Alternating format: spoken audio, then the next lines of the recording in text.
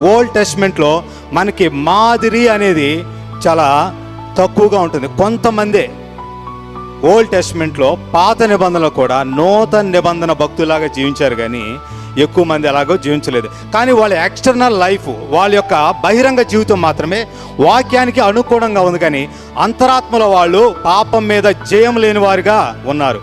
వాళ్ళు శోధించబడుతున్నారు. వాళ్ళ శోధనలో వాళ్ళు పడిపోయినట్టుగా ఉంది, కానీ బయట జీవితం మాత్రం కనబడుతూ ఉంది.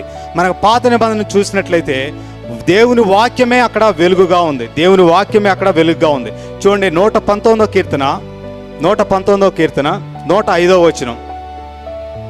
119వ కీర్తన 5వ వచనం తీసిన వారు మొదటికి ఎవరైనా స్పష్టంగా బిగ్గరగా చదవండి. నీ వాక్యము నా పాదములకు నీ వాక్యము నా పాదములకు దీపమును నా త్రోవకు వెలుగై ఉన్నది. దేవుని వాక్యం మాత్రమే ఆ దినాల్లో జీవించిన ప్రతి ఒక్కరు కూడా వెలుగుగా ఉన్నది. కానీ ఎవరు కూడా చెప్పలేరు నా బ్రతుకు ఒక మాదిరి, నా బ్రతుకు ఒక వెలుగులాగా ఉందని చెప్పేసి.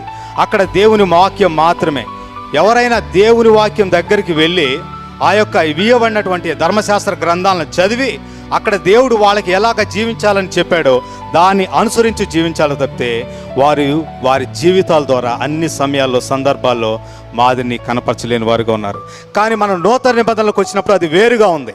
నూతన నిబంధనలకు వచ్చినప్పుడు ఈ వాక్యం మన దినాల్లో శరీరాన్ని ధరించింది. ఈ వాక్యం మన దినాల్లో ఒక వెలుగుగా ఉంది. చూడండి, యోహాన్ రాసినటువంటి ఆ సువార్తలో ఆయన 1వ అధ్యాయం 1వ వచనంలో ఈ రీతిగా మాట్లాడాడు. ఆదియందు వాక్యముండెను, వాక్యము దేవుని యొద్ద ఉండెను, వాక్యము దేవుడై ఉండెను. ఆదియందు వాక్యముండెను.